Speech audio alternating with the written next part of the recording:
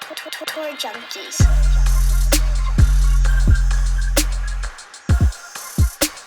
What's going on, golf addicts? Welcome to the 2024 U.S. Open at Pinehurst betting show. Betting picks, outrights, top 20s. We're the Tour Junkies. I'm DB, Pat Perry, and I'm staying with it, baby. I told you. I told everybody. I told you people. You know, and I know it's not a big deal. It's Scottie Scheffler. But we stood on business last week, and I'd say it was a successful week. Now, did the parlay hit? No, thanks to Rory. The parlay didn't hit. Corey Connors got there. Sepp Straka got there. Rory had a terrible Sunday. Scottie, prison scoot, did what he had to do. We stood on business. He beat Morikawa. And honestly, I know it was by a shot. I don't think it was even that close. Like, he had a triple in there. Scottie's continuing the dominance. And I'm not changing it up until Scottie loses. This is what we're doing. This is what you're getting.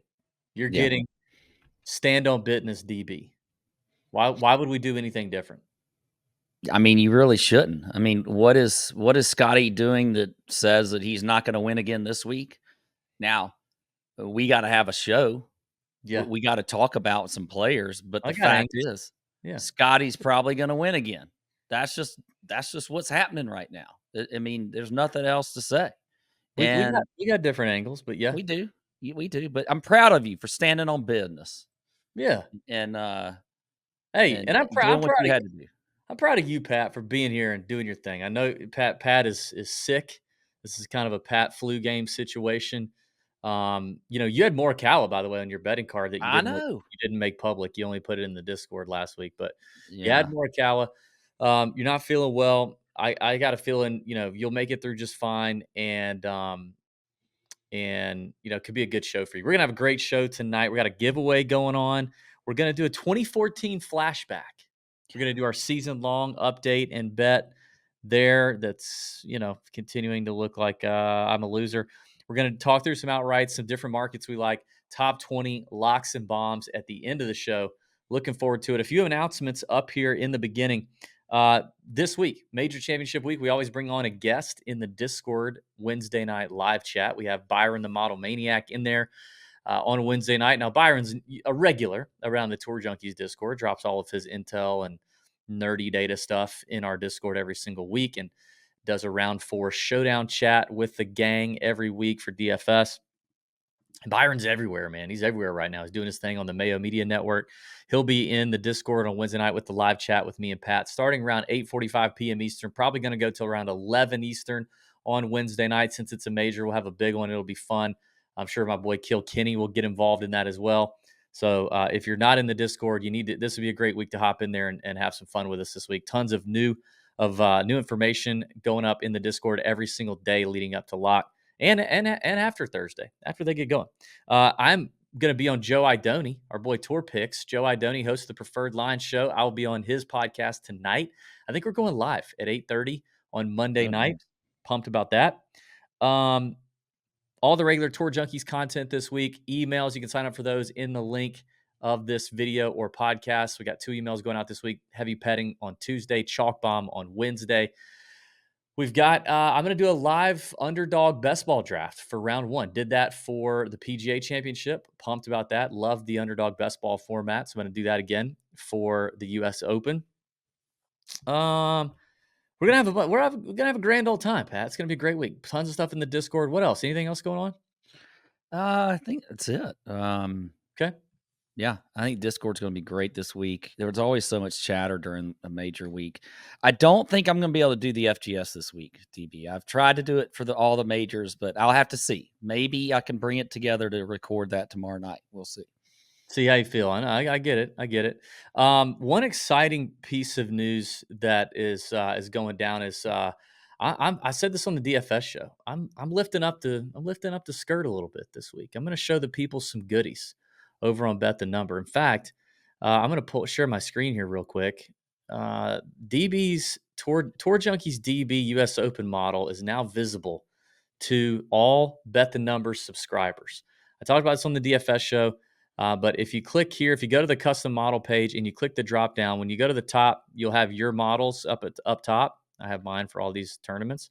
But if you keep scrolling, you get to BTN models. Bet the Number has their US Open model. I took a bunch of cues from that to create my own model and add a bunch to it. And the folks at Bet the Number made it public. So if you are a paying member of Bet the Number, you can see TJ DB's US Open 2024 model. And I got a feeling I'm going to change it. I'm already thinking about one change I'm going to make to this. So stay tuned. Be sure and refresh that thing through Wednesday. But here's just a sneak peek of the model on Bet the Number, some of the key factors that we have going in there. A lot of it coming from our folks at Bet the Number and boots on the ground last weekend, what they saw of Pinehurst, what they know of Pinehurst. So you don't want to miss that. I can say it's going to be a great week to join Bet the Number. If you haven't already, the link is in the description of the show. And if you use code TJ, you get $5 off the monthly membership or $50 off the annual membership. If you're a Tour Junkies paying Discord member, you can DM myself or Pat, and we will give you a larger discount, a massive discount to subscribe to Bet the Number. And when you do, your first 7 days is free. So the US Open week is free. It's awesome. Okay? It's a great site. They're doing great things, great people behind the scenes at Bet the Number. In fact, I say this a lot, but new information. A couple of the co-founders at Bet the Number have a few years of experience analyzing PGA Tour golf courses from a data standpoint, as well as about a dozen players on the PGA Tour from a data standpoint. They've worked with a couple of Ryder Cup teams, U.S. Ryder Cup teams, to analyze data and to do course analysis. So you got really sharp people behind the scenes at Bet the Number. But Pat, one of the founders of Bet the Number actually played in the 2014 U.S. Open at Pinehurst. Did you know I did not know that until you mentioned it on a text thread yesterday. I was shocked. Pretty crazy. Anyway, join our friends at Bet the Number and get access to one of the hottest and up-and-coming golf data and analytics sites there are. If you're looking for a full course breakdown, key stats, trends, flyover footage of Pinehurst, all the nerdy stuff, I did about a 30-minute breakdown of it. It's up on the YouTube channel now, or wherever you listen to podcasts. You can check that out. I shared my screen there as well and looked a little deeper into the weightings in that Bet the Number model, lifted the skirt there for the people as well. So it's really we're free balling this week. We're free balling this week for the U.S. Open and DB's Bet the Number intel. It's beautiful. Pat, before we get into business, I kind of want to take a look back at 2014. You know what I thought about? Next year is going to be fun for us because next year will be year 10 of the Tour Junkies. We'll be year 10. A lot of good stuff. Yeah, we'll be able to go back maybe. Now we didn't start doing video until I think like 2019. But we'll be able to go back and maybe find some old audio or old videos on our phones of you and I doing stuff from 2025 or 2015. But 2014 Tour Junkies was not even a thing yet. But that was the last time they had the U.S. Open here at Pinehurst, number 2. Martin Keimer wins it. But first of all, I just want to talk about what the world looked like what it looked like in 2014. Also, maybe a little bit about what we looked like in 2014. Yeah, Pat. I don't know, Tony. Why don't you pick some of these photos and let's just take a quick gander. 2014 DB and Pat. See, now that was 10 years ago. See, now I couldn't grow the gaps. Mm-hmm. I'm not even kidding. I really couldn't. So I was 30 years old. I couldn't grow them. That's why I had the Abe Lincoln thing going on. Mm-hmm. No mustache, no gaps, just chin strap, baby. Thick chin strap. Wait, so you're 40 now? Happy birthday. Yeah, thank you. There with the boys. Yeah. Now this one, a little more clean shaven. Lovely wife, my lovely wife, Kristen. There, that bless her heart. That was before she knew what Tour Junkies was about to get started and all the shoot after sacrifice. But back then, I had a little more clean shaven. I had the faux hawk going on a little bit. That was a thing in 2014. My precious baby girl wasn't a thing. The two boys were there. Anyway, all right, that was me 10 years ago. Now look at this. Oh my goodness. Pat, you want to explain this one? Yeah, so this is at Schramsberg Winery in Napa, and if you can tell, I'm wearing 2 big old rings and then what is a paper ring. Thought you were a pimp there or something. You look because I had one hand is strong right there. Yeah, I had won my 3rd fantasy football title for my longtime home league, and I was showing them what they were paying for, and that was this trip. So yeah, this is me in the caves of the Schramsberg Winery in Napa. Cutting his golf sommelier chops in there. Yeah, that's really kind of where the FGS was born, almost. Now look at this. What is this guy? Look, this is all right. Where's the rest of you? This is pickleball before pickleball was Bro, this is really in famous. 2014? Yeah, winning a pickleball title. Well, actually 3rd place, but still. So you didn't win. Okay. That's me. And yeah, I was part of I was like, I was part of pickleball before it was really that big. We were playing on a basketball court. You still do the same thing with them with your shoes and socks, though. I will say that hadn't changed. You're No, from the waist and down. I got those long black shorts. I still kind of do that. Yeah, it still look the same there. When can we make jokes? I love the reminiscing. This is great. I'm just, when can we? When do the shots start? Fire away, Yeah, fire away. Pat and DB, how did you just miss this guy's nipples? Those were the Oh first. God! thing I mean, that popped out. I'm not really paying much. I just couldn't stop looking at the waif of Patrick Perry before us. I mean, he looks anorexic. Shout out my buddy Josh Booth, a great dude, still a good friend of mine. And then DB in this one, you remind me of like a youth pastor who like barely knows how to play the acoustic guitar, but he's like, "Hey, come on, kids, we're gonna sing." I can't play it at all, brother. I can't play it. I tried one time. I can't do it. Couldn't do it. I just want to know how do you make that formation with your hair? Do you put your hands like a V? No, you had to take. Or do you have to like take a brush and do all kinds of that? No brush. You just have to do this. You have to Yeah. The kids are kind of doing that these days. I've seen it with my middle schooler. They have this shaggy hair, like now your it's son like doesn't have. they call it. Yeah, they take it and they go.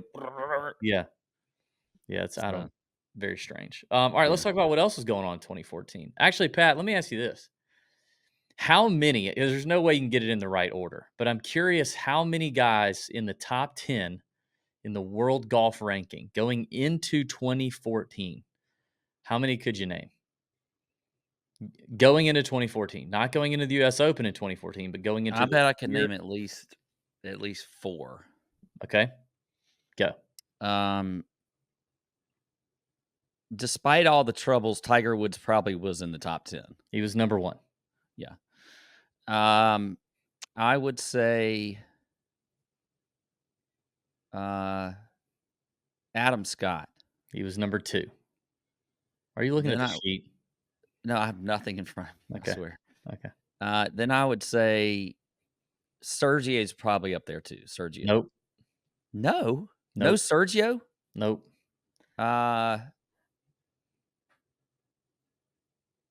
Henrik Stenson. He's number 3 so far. He's picked 1, 2, and 3. Okay, he did pretty good. How about the year's winner at the U.S. Open, Keimer? Nope, he wasn't up there. Mm-mm. One more. Well, Mickelson. Phil was number 5. That's 4. See if you can get over 4. Ernie Els. No, God, no. What? Okay. Ernie Els. Trying to think of who all was good then.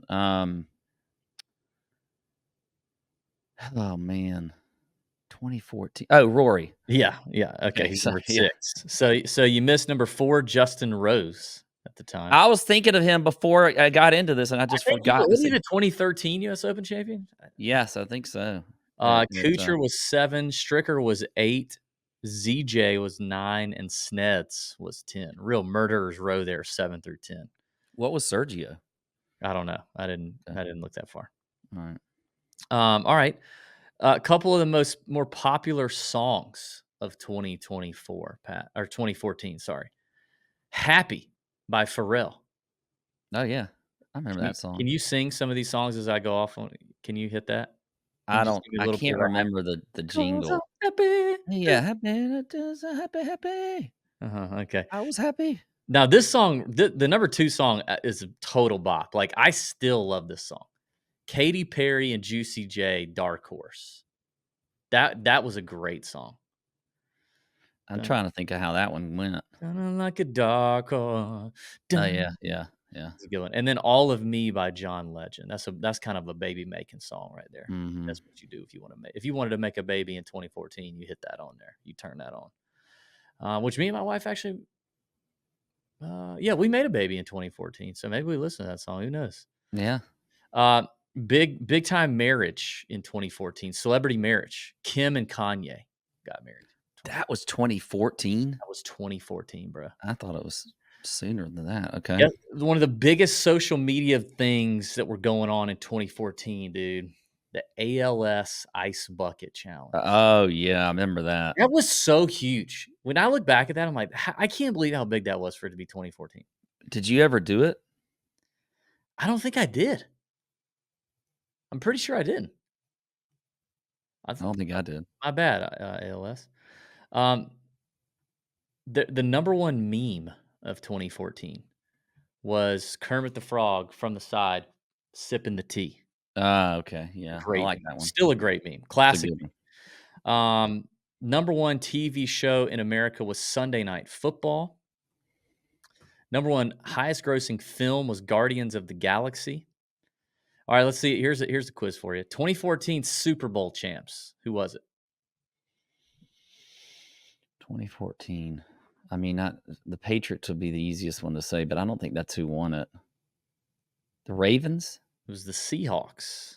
Seahawks. Okay. World Series. Have any idea? Astros. San Francisco Giants. Okay. The LA Kings won the Stanley Cup. Do you know who won the college football? I guess that was before the playoffs. That would have been was that still the BCS? Yeah. Do you know who the 2014 national champions were in college football? It wasn't Bama. No. Ohio State. It was Ohio State. Yeah. Quiznos declared bankruptcy, dog. You remember? God, Quiznos. Dude, that little torpedo, that little meat torpedo they used to give you. God, the torpedo sub was awesome. I love that thing. I didn't like Quiznos. Oh, I You know, sub places are all about the bread, and they had a weird bread, I thought. Maybe that's what happened. Weird bread will get you every time. Yeah. Apple Pay was launched. Do you know what iPhone they were on? What number iPhone they were on in 2014? 5. 6. 6. And the Apple Watch was announced in 2014. Couple quick hitters here. Inflation. The inflation rate in 2014 was 1.62%. Minimum wage was $7.25. To me, the most famous person, most memorable person that passed away that year was Robin Williams. Can you believe it's been 10 years since Robin Williams passed away? Wow. Yeah, that's... Couple of favorites here I know from me and you that were inducted into the Baseball Hall of Fame that year. You had Tony La Russa, longtime head coach. Frank Thomas. Used to love me some Frank Thomas back in the 90s. But you had also Joe Torre, Yankees legend. But you had some Braves legends. Bobby Cox, Tom Glavine, and Greg Maddux all went in the Hall of Fame. What a trio. Most popular baby names. Pat, could you even get one of these, I wonder? Like most popular baby names of 2014. Think of 10-year-olds today. What are they named? Oh, there's like they're named like Jackson. Nope. Or come on. I'd love for you to get one of these. You know, God, like Collins or something. No. We were way out of time on that one. Why are you laughing? Harrison. I don't know. I just think it'd be funny if you get one. You know, I feel like it's like a country thing, like a Jackson or a Jackson Hole. Something along those lines. A Hunter. Something like that. A Hunter is in there somewhere. A couple of the boy names are biblical. There's a couple biblical names in here. Jonah. God, that's close. Nope. That's James. So close. Nope. Come on. Jariah. I don't know. No. Oh God. All right. You want me to tell them to you? Yeah. The No, girl I name, want to see if Tony can get one. Tony's already got the sheet. Oh, he's got the sheet. Okay, never mind. The girl names were Emma, Olivia, Sophia, Isabella, and Ava. Okay. The boy names were William, Mason is like kind of that country, a southern. Yeah, Masons. Yeah. Mason, Liam, and the two biblical names were Jacob and Noah. Oh, yeah. Okay. All right, a couple more here. We're done here. Unemployment was 5.6%. Guess what the median cost of a new home in the US was? Median cost. 2014, I'd say right around that 200,000 line. 301. Okay. 301,000. Wow, that was way off. Way less than now.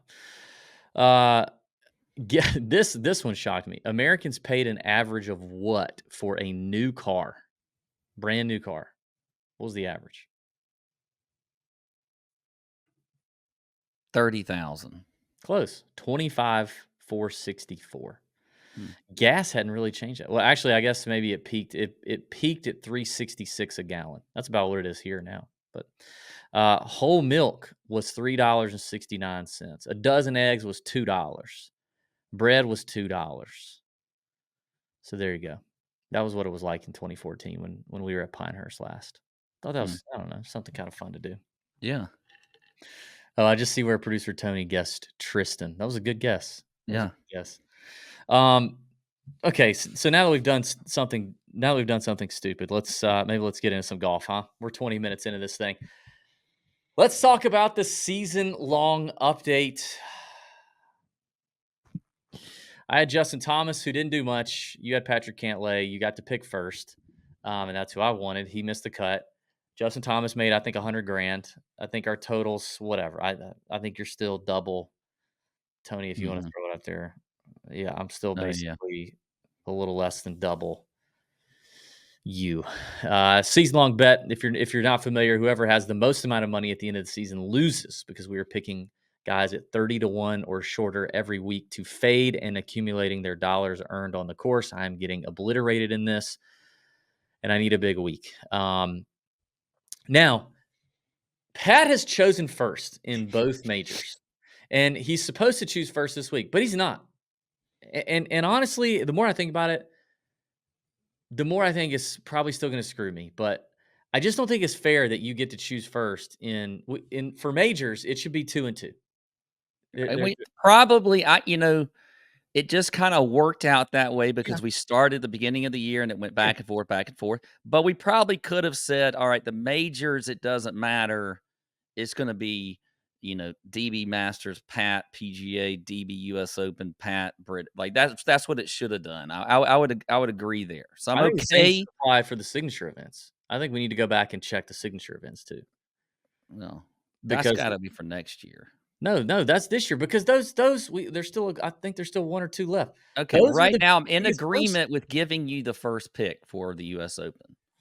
And I don't even like it. I don't even like this.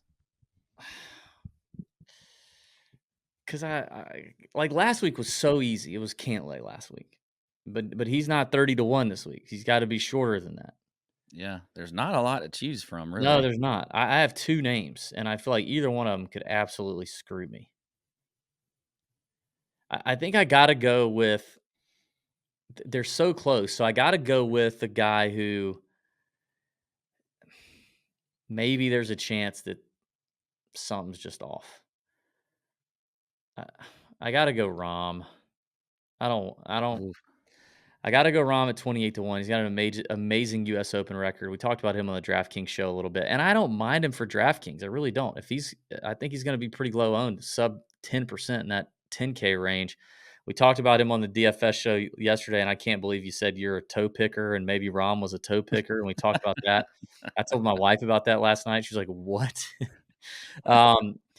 Citing this little nagging toe injury at Live and withdrawing from Houston. But obviously disappointing at the Masters, disappointing at the PGA.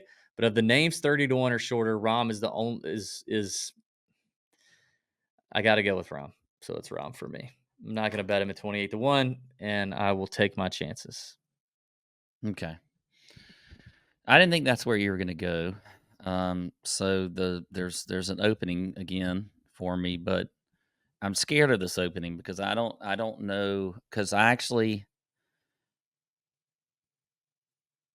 liked him on the DFS show, but when I'm thinking about it now and I'm trying to bet, and there's one player that would worry me the most, and Rom does worry me. I would, like, I was originally thinking you were going to go with this guy, and so I was going to go Ludwig, which Ludwig still scares me. So I don't think I'm going to go Ludwig. I'm going to go Bryson. Oh, okay. And that scares me because I actually kind of like Bryson. But this is, again, we're kind of splitting hairs now because we're at the top of the top range. There's a lot of guys to like. So I'm trying to pick the one that I like the least to win or whatever. I'm going to rely on the BTN model here with how bad the scrambling is around on the fairways, and I'll go with 18-1 Bryson as my. I'm very excited you did that. The next one on the list for me was Victor because of the scrambling from the Yeah, he was close to. But I mean, Bryson's just played so much better in these last couple majors. 6th at Augusta, runner up at Valhalla. And I know Hovland finished 3rd at Valhalla and looked okay at Memorial, but I mean, it's a tough fade up here in this range no matter what. Probably splitting hairs, like you said, but I'm actually feeling okay about that. Like, All right. I'm feeling all right. Okay, good. Although, see, if you'd have picked first, I'm gonna end up screwing myself on this somehow. All right, let's talk about it. Scottie Scheffler's winning the U.S. Open. Okay, he's gonna win it on his first Father's Day. Yes. Little baby Bennett's gonna be there. Meredith's gonna be there. Bennett. That 10 years from now, if we're still doing this show, we're gonna say, what are the top 10 names of 20? It's gonna be Bennett. Remember 20, that in 10 years. Yeah, because all the dads are gonna be like pushing for Bennett because of Bennett Scheffler. We're still doing this. We're still doing this, right? Scottie absolutely obliterated tee to green again last week. Number 1 strokes gained approach, gained over 3 strokes with his iron play. The next closest was like basically half. Adam Hadwin was 1.8, and you're hitting into these tiny, not tiny, but tiny landing areas with a ton of runoff at Pinehurst, hitting onto the hood of a car, right? I just got to give it to Scottie. The total driving, the ability to avoid the trouble, the wire grass and the sandy areas off the fairways here. And then if and when he does miss greens, we know he's got the short game. Like, it's just, there's hardly, I said it last week that there are very few courses on the PGA Tour rotation that are set up better for Scottie Scheffler than Memorial. And there are very few major championship venues set up better. Now, obviously, now that he's even putting well again, like, there's almost no course that doesn't set up well for him. But this thing plays into his strengths as much as a course can, I think. I just don't know how it could play into them anymore. Do you? No. I don't. We're in a rarefied spot in the history of golf with what Scottie's doing right now. You just don't see this a whole lot. We've seen it from Tiger, probably a Jack back in the day or whatever. But, I just don't see any way that Scottie doesn't win this golf tournament. There's just, the competition is fine. They're good. But nobody is doing the things that he's doing right now on a consistent basis. Like, everybody's got their faults. Rory's had a lot of good finishes, but he's not doing Scottie things. Xander's been really close to Scottie, but he's still not Scottie. And I think there's something to Scottie affecting other guys, like, mentally. Yeah, like just Tiger like Tiger. did. Yeah, exactly. And he does it differently. Like, he's kind of all shucks and he's a super nice guy and he's talking to you and, he's more relatable and he's pure as the driven snow. He's doing it differently, but, like, Colin's post-round presser yesterday said some things. Like, Colin literally said, like, he realizes that Scottie's at a different place personally and mentally and emotionally, and so it's like I can't beat him on the golf course. I can't beat him between the ears. Like he's just so annoying to these guys, and I think that's a factor. I think that's starting to become a factor.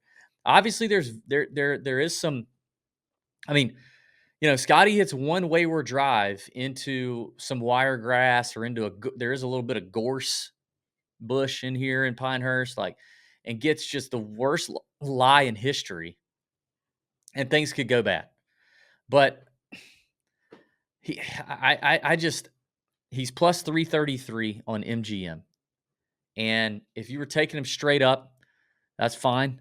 I did this last week. I put out the parlay. And I got another one cooked up for this week, Pat. And I'm just gonna go ahead. I'm gonna unveil it here on the show. But then the rest of the show, and this is how I'm doing it.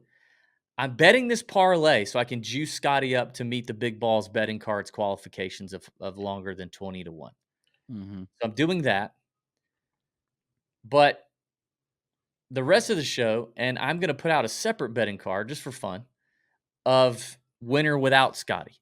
You can get that market right now on FanDuel. I don't see it on MGM or DraftKings at the moment, but I would imagine they'll drop it at some point.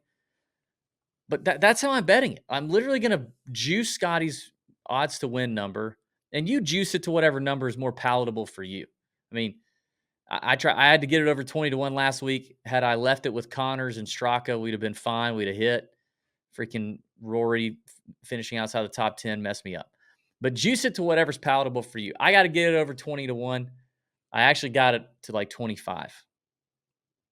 Here she is. It's Scottie outright. This is on DraftKings, so he's plus 320.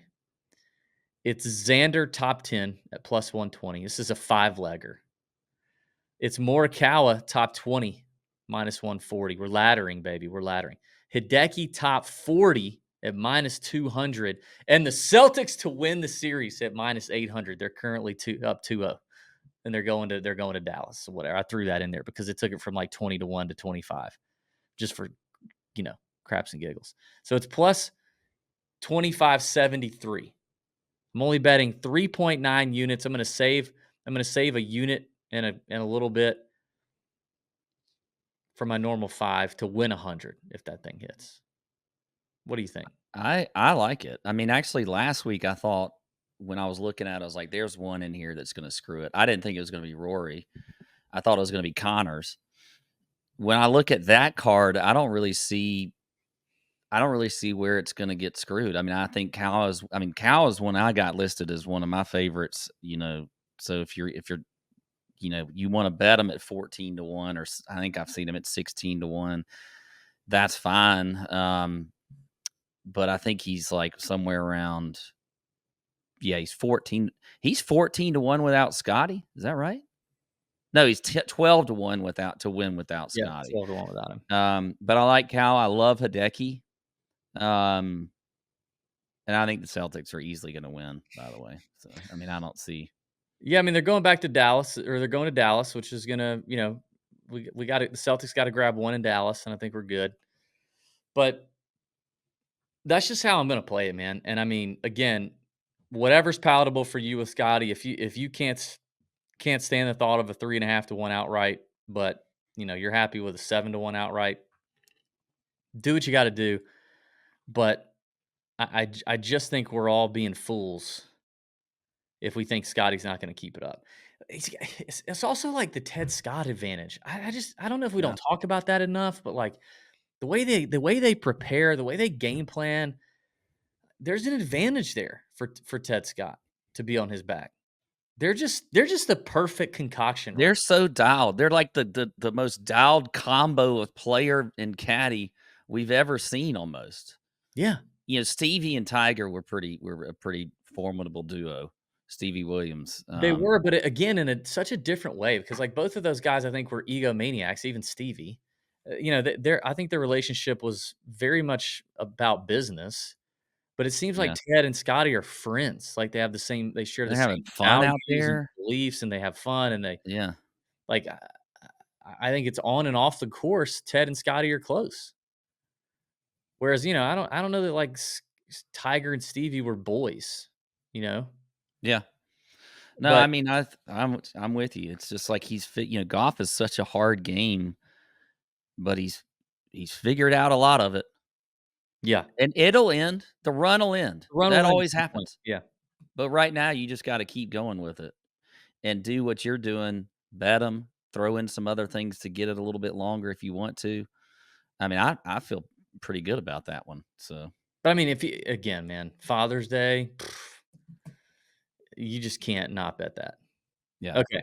I'm with you there. Now, I of course have other plays that we can talk about. Me too. Now, I'm Yeah, I'm yeah. sort of trying to flip over here and look at the winner without Scotty. You've probably looked at that more, so you could That's all probably I've got. just tell me, you know, or if we just want to go off of that, we can. I don't care. Whatever you want to do. All right, I'll tell you my picks, and then you can kind of chip in from there. I hear you with Morikawa, and Morikawa's playing well. Yeah. Um, I do like Xander a little more, and he's already shortened. He was 10-1 an hour ago. Now he's 8-1 on FanDuel without Scotty. This is all without Scotty. But I like Xander a little bit better, only because I like the distance a little bit more. It seems like we're gonna get a firm and fast, baked out Pinehurst. I like the distance that Xander brings, only because he's still gonna hit fairways, but approaching these greens, having a little higher, a little softer ball flight than Morikawa may, and not like Morikawa's super short. I mean, he hit some long balls yesterday. Memorial's pretty baked out too by the weekend. Yeah. Um, but I think I give an edge to Xander just maybe for that reason. And I had him written down at 10-1. I just noticed he's now 8. But I obviously I like Morikawa. I mean, he's in the parlay. I think Morikawa's gonna have a great week.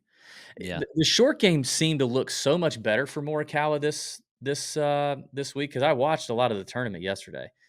The short game seems to be really improving for him. Like, it seems like he's genuinely made some progress, which is essential, and that's gonna come in handy for him. So Yeah. I don't hate it. I don't know. I'm trying to look at I think Ludwig. Just flipping through here. Ludwig was better around the greens last week at Memorial than Morikawa, but Morikawa was better than Rory. He was better than Scotty, who actually lost strokes around the green. And he was better than Xander, who lost strokes around the green. So I think, Morikawa, the way he's been playing right now, has been really good. So, I mean, I could see how if you're betting between Xander and Morikawa, you'd rather go Xander with the way he's been. He just won the PGA, but I do like Cow a lot. I think in 12-1 without Scotty, I think I'm good. That's one of my favorites up here at the top. The other one's Brooks. I mean, getting Brooks at 18-1 without Scotty, whatever. He didn't play great at the PGA, but the guy, I mean, we talked about him for years as being, he gets on these major championship golf courses and you just get a different Brooks. And so, I think he's in a pretty good spot actually right now. Even though he's had some tough rounds on Live, he seems to be like kind of even keeled. He's, talk about, dad on Father's Day. He's got a baby that's, I think, new at least since the last Yeah. US Open. So he seems happy with that and all that kind of stuff. So I like Brooks a lot at 18-1. And I feel like it's pretty good value too without Scotty, because he's 22-1 with Scotty in there. So it's not a huge difference. I feel like you're getting a good number there on Brooks at 18-1. He's the other one I had written down. So I have agreement. Total agreement there with Brooks. Let's see. Last week at the Houston Open, just for reference, Koepka, I think he had one bad round. Where is he? He had one round that was a little lackluster. He finished T9. Yeah, it was his second round. He shot even par. He shot 9 under, which was 6 shots off from winning. T9 shot 7 under round 3, which I think was good for round of the day. Obviously, he's a U.S. Open machine. I agree. I looked at kind of him and Ludd up there, but and from a statistical standpoint, it's hard not to like Ludwig. I think Ludwig is going to do extremely well here too, but just closing it out, going toe to toe with Scheffler at the end, I think I got to give it to Brooks at the same number, even though he's disappointed in majors so far this year. I think we see. I think Brooks is a better value there at 18-1 without Scottie. And that's it for me. Well, I mean, I don't know. Since we're staying in, without Scottie, and this is, up to 30-1. I mean, Tommy Ladd's sitting here at 28-1. Couldn't you see Tommy Ladd just being up there at the end on Sunday? Yeah, I could, but I look at guys around him that I like more, and I can't bet them all. I mean, I liked Tommy Ladd a lot last week, and I like him. I think he have a good tournament, but I just don't. He's playing really well. He is. For me, and I think you would agree, it's Hideki in that spot. Yeah, I do. Hideki without Scheffler is 35-1. Love it. Absolutely love it. The short game, the ball striking, obviously, the total driving ability to keep the ball in the fairway. Although the fairway numbers have gone down a little bit on Hideki. I mean, he's basically right at tour average, but the around the green play is going to do wonders for him, as obviously always the approach play is tremendous. So yeah, I think I prefer to have Hideki there. Okay, I can't argue that too much. I like Hideki a lot this week. So he's at 35 without Scheffler. I've seen some chatter today on Twitter, on X, about Fitzpatrick maybe bucking his head. 2022 U.S. Open winner at the Country Club, I believe. He's 35-1 without Scottie. I'll tell you what, man. I mean, I watched a little bit of Live Golf. I've got the stats here in front of me. I'm not saying I wouldn't play Cam Smith in DFS if he's avoided, but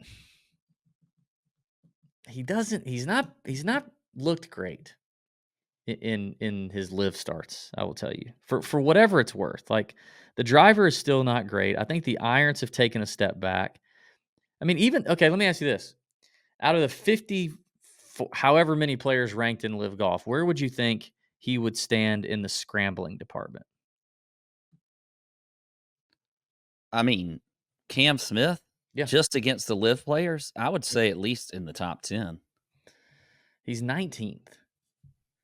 Like, yeah, it's not amazing. He's number 1 in putting, but I just feel like overall the iron play and the around the green play has taken a little bit of a step back in the last little bit. Now, he finished 6th at Augusta, 63rd at the PGA. But I just don't.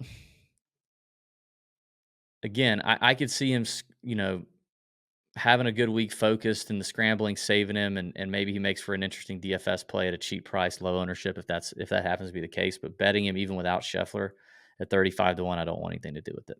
Yeah. Okay. Who else you like as we work down the board here? Well, I think a few others that I like in this market without Scottie. Looking at Finau a little bit at 50-1.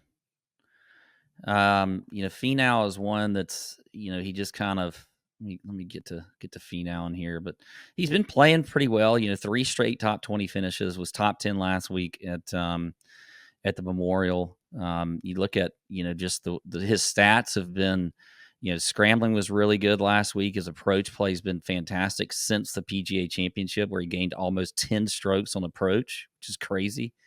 But he followed that up, gaining at the Charles Schwab and Memorial. So I do think Finau is somewhat interesting there at 50-1. The other one that I've just been kind of on, because he's playing a lot of golf, but he's playing well again, and that's Tom Kim, also at 50-1. I like Kim too. Yeah, Kim has actually won on a Donald Ross course, so maybe there's something to that. I think he won at Sedgefield. And a Donald Ross course is unique. I mean, I know this was redone, by Core and Crenshaw, but still, they kept all the Donald Ross stuff. I mean, you got these cereal bowl type, upside down cereal bowl type greens. So if you're used to playing on that and have played well on that kind of course in the past, which Donald Ross is very unique, and if you know how to play it, you know how to play it. And Tom Kim has obviously done well on one before. So okay. I don't think I'm going to be betting Tom Kim. I don't think I'm going to do it. But I am interested in at 55. We talked about him a little bit on the DFS show. yeah, Sam Burns. yep, I agree. The Kind of last left him for you. The last time Sam Burns won, do you remember what tournament it was, Pat? God, it wasn't the Valspar, was it? He was on DB's Big Balls betting card. Oh, he won the match play. You know who he beat? Cam Young. He did beat Cam Young. Do you know who he beat in the semis? He beat Scottie. He beat his best friend, Scottie. He beat Scottie. That's right. I think there's a little bit of edge to that. You know what I mean? Like if they're down the stretch, don't you think that hurts Scottie, or like that helps, and that helps Sam a little bit? Like they're best. I think it does. If they get in a one-on-one situation, I mean, that's a rare thing. They're in a one-on-one, which I think you could get here at Pinehurst. I mean, it's similar. Yeah. I think there's if one or two or three guys are just really dialed here, you could really separate. I mean, look at what Keimer did in 2014. He won by like 8 shots. Yeah. Eric Compton, number 2. Eric Compton and Fowler. Yeah. So I don't know. I just think if there's a guy who has the firepower, who has the kind of ball sack, who's a multiple winner on tour, who's gone toe-to-toe in a match play scenario against Scottie Scheffler, and who, if there's anyone on tour that would look at Scottie and not be as mentally and emotionally like intimidated and like shuddering, it could be his best friend, Sam Burns. Well, I mean, I think too, I would say that both those guys, when they were coming through, cutting their teeth on the Corn Ferry Tour, were like immediate. Everybody knew they were both going to be studs. Both won early. Both were ready. I mean, got to the tour quickly. So I think, I mean, that'd be fun too. I would love to see a Burns Scottie, toe to toe down the stretch on Sunday. And I think I did just say how rare that is, but those are the two I could see it happening for sure. He's he's had some solid finishes this year. It doesn't feel like he's been close to like winning anything, but T6 at Amex, T10 at Pebble, T3 at Waste Management, T10 at Genesis, T13 at Wells Fargo on firm, bouncy greens, T10 at RBC Canadian a couple weeks ago, T15 last week at Memorial. Where I think he's really leveled up is off the tee a little bit. And I think it's helping out the iron play a touch. It's not his iron play is still not amazing, but it's not trash. He's hitting 68% of his fairways in 2024. That's up for Sam Burns. We know he's a good short game player. He's got great feel around the greens, good putter. And we said this on the DFS show. I think there's a slight edge to your Southern boys on the chipping off the Bermuda. Not that it's super grainy, but just the comfort level off the Bermuda, I think, will be something. So 55 without Scheffler. So he doesn't even have to. I mean, we're talking about the without Scheffler market. At 55, he doesn't have to beat him just to get there. And maybe if there's a few of them there, like maybe if it's him and Morikawa and his, puppy, all the three of them battling it out. I trust Burns to be less intimidated and at least be able to drift and pass on Morikawa to finish runner-up to Scheffler.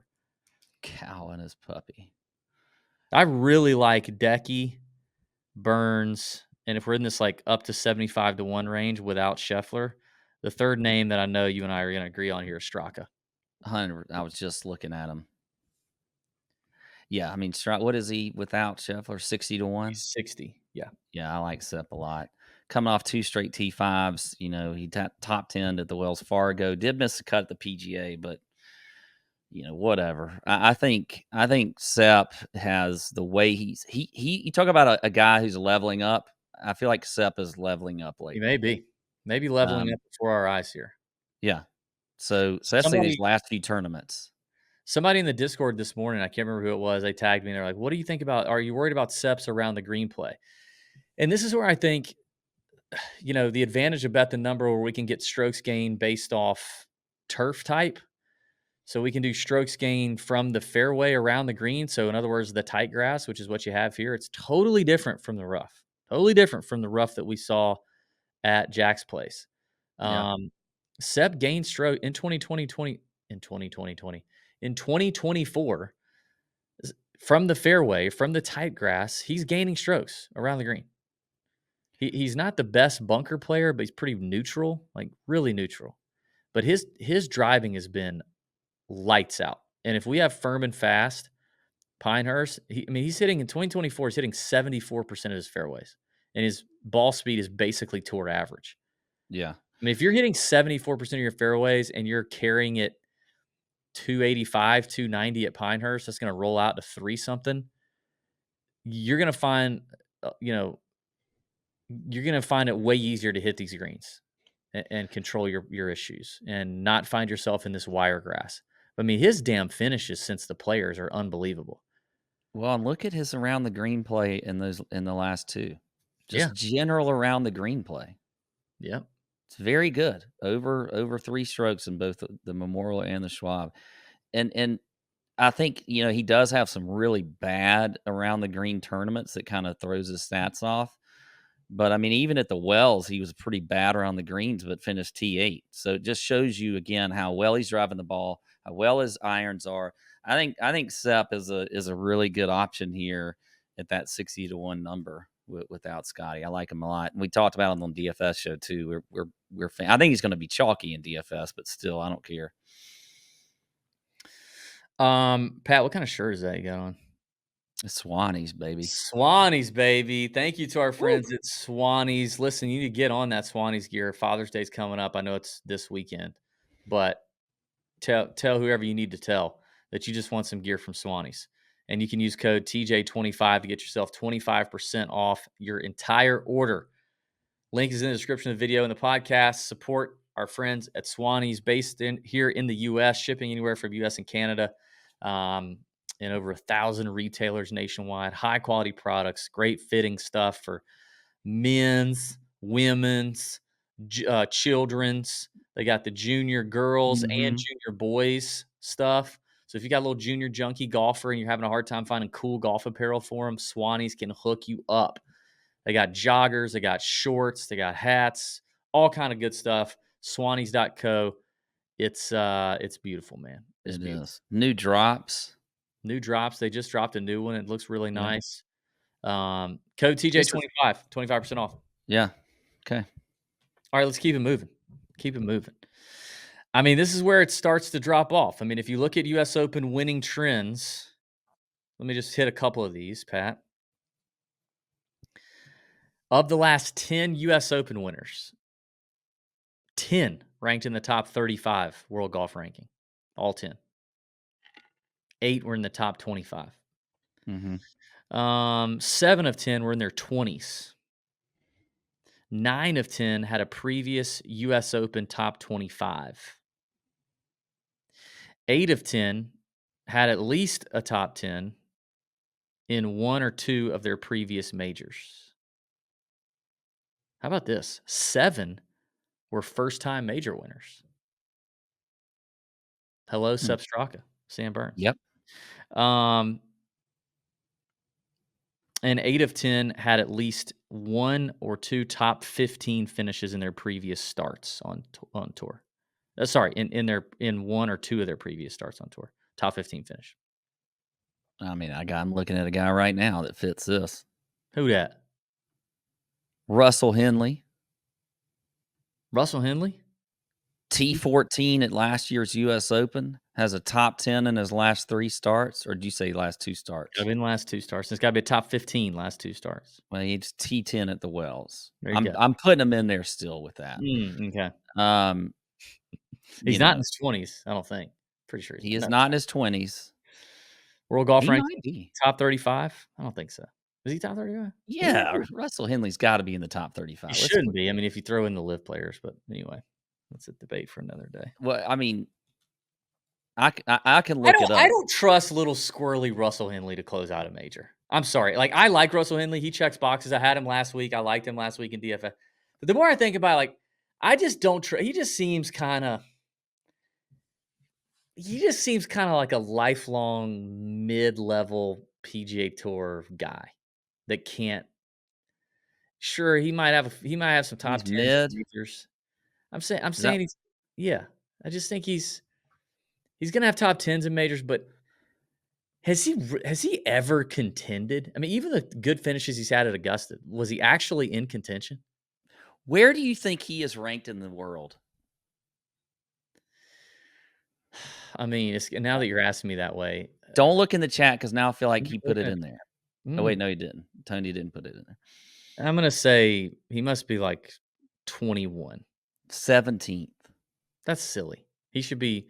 He's not better than Bryson. He's not better than Brooks. He's not better than Cam. He's not better than Hatton. He's not I'm better just than telling you he's that not better Russell Henley's than Joaquin. He's not better than Mean Dean Burmester. No, I'm just kidding. I don't know about that, but yeah. I mean, I like Henley for the course. There's no way I'd bet him outright though, even without Scheffler.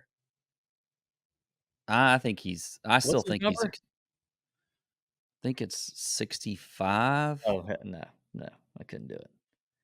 Let me ask 65. you. 65. Let me give you 3 names.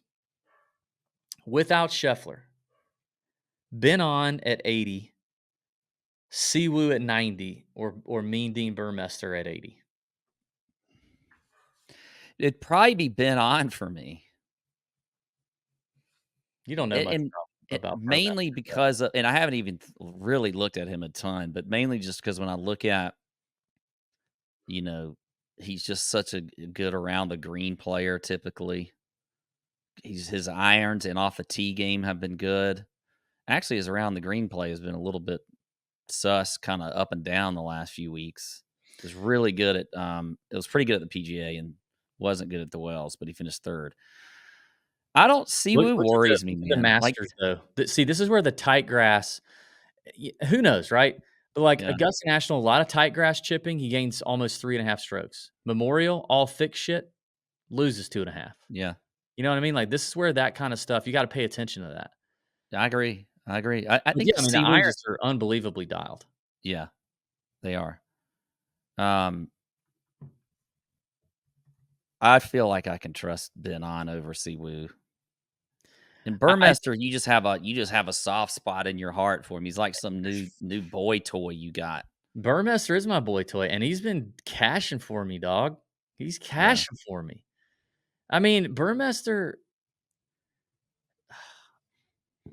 Let's see. This is his 3rd U.S. Open. 2, 4, 6. He's played in 8 majors, man. He got T11 at the 2022 Open and a T12 at this year's PGA. Playing really good on live, and surprisingly a good scrambler too. I will say that on live. I mean, because you think he's just a mauler. He is a bomber. He hits it very far. He's 4th in greens in regulation on live. He's 8th in scrambling. He's statistically twice as good statistically scrambling on live as Cam Smith this year. That's kind of blowing my mind a little bit there. Like Ben On, not a good putter, but I mean, if your winning score is 5 or 6 under, you don't have to be. I think my favorite here is actually Ben On. And had you asked me yesterday, I might have said Siwoo, and actually now I think I'm ranking Siwoo 3rd. The more I think about it, the more I'm like, man, I do think Theo Kim, Siwoo's son. Yeah. I do think Theo's going to help Siwoo, the hashtag perspective. But I just don't think we're there yet. And I could see Siwoo getting, a little too aggressive out of a wiregrass lie, or just getting a little too something to win the U.S. Open, right? The U.S. Open. And He wasn't gets it? in that. I mean, Siwoo gets in that gorse. Yeah. Wasn't A it club is Ben On? being thrown. See, but Ben On's never. The only other thing is like Ben On's never. He didn't have a top 10 at a major. He's played in a butt ton of majors over his career. He doesn't have a top 10. His best finish is a 16th. He's done that twice. The U.S. Open in 2019 and the Masters this year. Now, again, we've had 7 first-time major winners in the last 10 years. I mean, Wyndham Clark, right? Like, Wyndham Clark, his best finish in a major, I think, before last year was like a 71st or something. It was like a DFL. So, it can happen. I think I'm going to go Ben On. He's 80-1 without Scheffler. Yeah, I'm with you on that one. He just sticks out to me over those 3. Dean might have to be another placement bet for me. The more I think about it, he's just gonna have to be a placement bet. All right, let's talk about another couple guys, Harman and Horschel. I mean, I like some Brian Harman. I mean, he's a gamer when it comes to these type hard golf courses. I don't think you have to be that long off the tee. It's helpful, but you just play this course a little bit different. So I think Brian Harman is definitely in play. What is he without Scottie? Like 100-1 or something? 110 on FanDuel. 110. Yeah, I mean, and who was the other one you said? Horschel. Ah. See, this one's tough because I like them both. I don't know who I would go between the two. I kind of my heart says you got to go the Bulldog over the Gator, but the brain is kind of saying maybe Horschel's the better bet. We're still skipping over Alex Noren, by the way. Horschel's definitely hot right now. He's hotter right now. I think I lean Horschel. They're both 110-1 on FanDuel. I think I lean Horschel a little bit. 170-1 outright for both of those. Plus, Horschel doesn't have the major yet. Like Harman's kind of got it. Horschel's still hungry and wanting it. And Horschel's, I mean, he's played good on hard golf courses before too. I mean, he's a Memorial winner. He's a tour champion winner. Didn't he almost win a U.S. Open? Wasn't he in like a top? Like there was a U.S. Open where he was up there. Where I have to pull up his major record. He does not have a great major record. There was a U.S. Open where he was in it. I think it must have been a long time ago. It's not in the last 6 years or so. Well, it was 8 years. No, I'm not going back to 2016. I don't see it.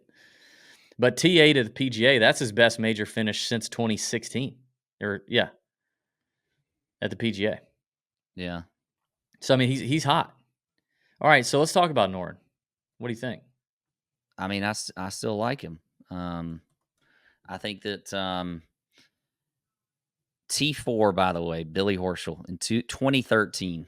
There you go. That was the one he was up there.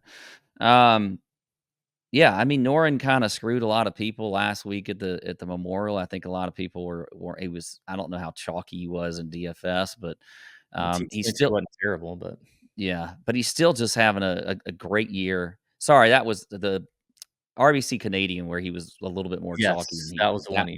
That was the one where he, but T12 at the PGA, he's just been really solid all year long. You look at the BTN model, he's in the top 20 of that model. I think Noren, he's, I think, 90-1 without, that where he is, 90-1 without Scheffler. Yeah. Somewhere in there. So I think you still continue to play a little Noren there. He's played 7 U.S. Opens, only made 2 cuts. When he did, he finished 17th and 25th. Those aren't bad finishes, so it's kind of up or down. I'd like to know what courses those are. He just seems like a guy who's just playing different right now. Yeah. He's just kind of hit a different level. Anybody else? I don't really have anybody else that's longer, because really Horschel and Harman were my longest from an outright with Scottie perspective at 170-1. So I don't really have anybody else beyond that. So unless you do. I will say this. I think a veteran who's played in a lot of majors, not a great major record, but he's played in a bunch of majors and he's playing well right now, and he hits it far, and his irons are pretty dialed at the moment, and his short game is quite underrated. Victor Perez without Scottie is 150 to 1. The other guy I'm thinking about is the only guy to beat Scottie this year coming down to it at a tournament, and it's Steven Yeager at 170. Beat Scottie in Houston, hung on, despite the Scottie flurry. The total driving has been pretty good. The fairway chipping is actually better than you think. The iron play hasn't been amazing, but I think Pinehurst is going to help him out because he hits fairways. I mean, he hits enough fairways. He'll have, he's got this new swing speed that'll help him hit the ball a little higher and softer into these greens. I think Yeager, just being a guy who's withstood a Scottie barrage this year at 170, could get up there and hang around with him and eventually lose to him, but beat everybody else at 170. I think that's it. Okay. But I mean, yeah, Scottie's winning. We got that figured out. Let's talk about our top 26 pack, which was pretty good last week, Pat. We hit 3 of our 4 locks. We had Hideki at plus 105. We had Siwoo at plus 150. And we had Sepp Straka at plus 175. I can't remember the one we missed. Henley. We missed Henley. Damn, Henley. We missed it by a couple shots.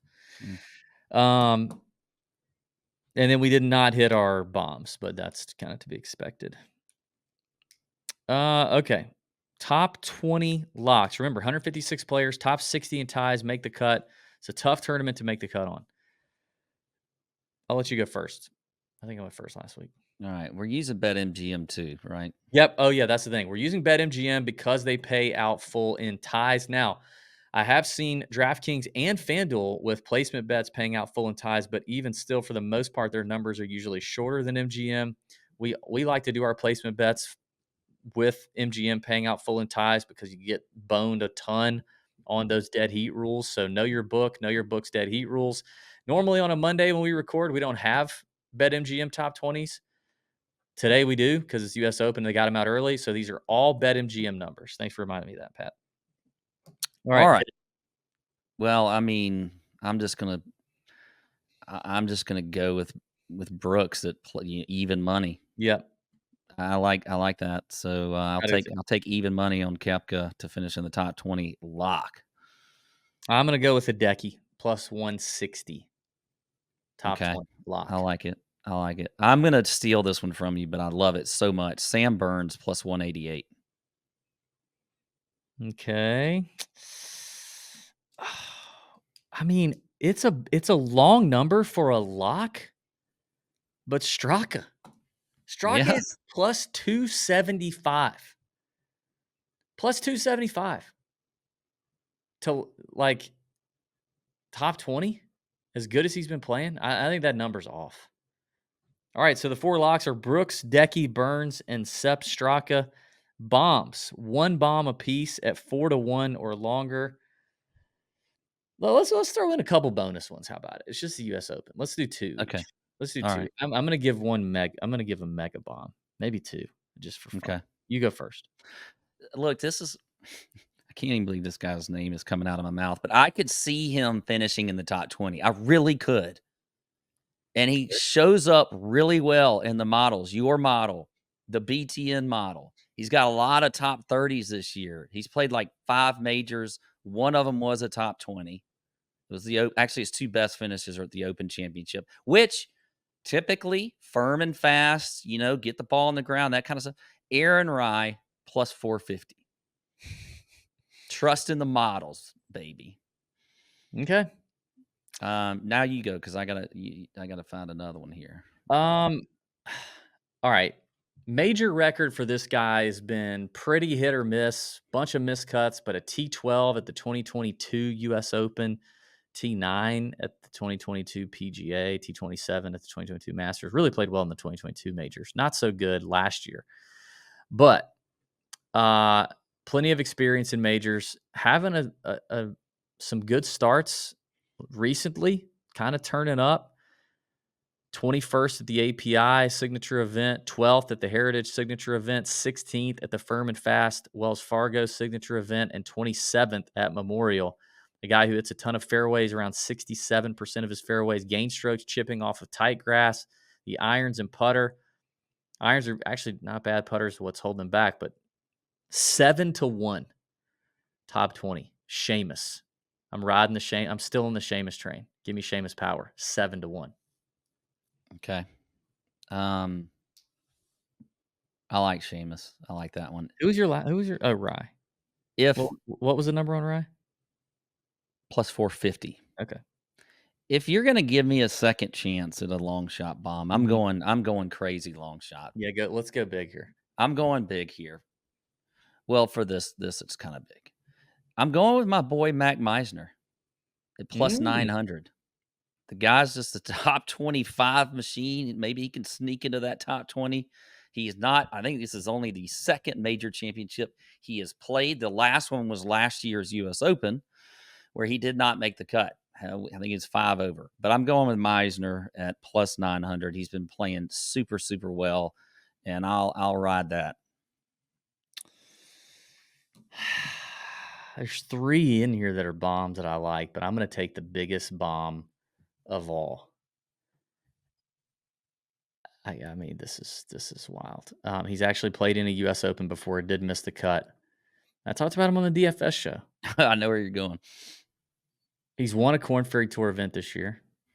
He hits it far. He's got some chops.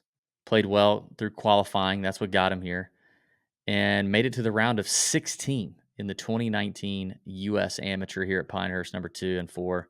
Isaiah Salinda at 22-1, including ties. That's a top 20 nuclear bomb right there. So your bombs are Aaron Rye at plus 450, Seamus Power at 7-1, Mac Meisner at 9-1, and Isaiah Salinda at 22-1. I want to thank our friends at SoBet. If you've not already jumped on SoBet, you need to make sure you do it. Where 60 plus of some of the best sports handicappers in the business have been assembled, vetted, and they're doing their thing. They're cooking there on the SoBet app with full transparency, giving out great picks in every possible sport you could think of over there on SoBet. You're not going to want to stay off of SoBet once you get on, I can tell you that. We drop exclusive golf bets there every single week. We'll be hanging out with our friends at SoBet next week as we're going to Nashville for the Live Nashville event. We're going to do some really fun content there, playing in the Pro-Am as well. That's going to be nerve-wracking. We're going to have plenty of video coming out of that. But check out our friends at SoBet. We're doing a giveaway with them. Any new members who sign up for SoBet, just give it a shot.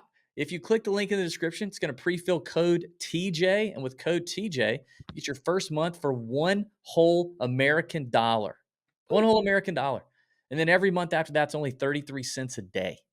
33 cents a day. You can cancel at any time, but you won't. But any new member that signs up and gives SoBet a chance for the U.S. Open and for the next month, we're going to throw you into a drawing. And we're going to give away $100 gift cards to Swanee. We're going to give away a few of them to Swanee's. Our friends at Swanee's.co giving us $100 online gift cards you can use for anything you want. Get you a new polo. Be like Pat and get your first pair of joggers. Pop your joggers cherry. You know what I mean? Yeah. Do that because you won't regret it. Pat, you don't regret it, do you? No, I love my joggers. I might wear them at the Pro-Am. Unless it's really hot, then I won't. Wear pants at the pro. Dude, you should dress like a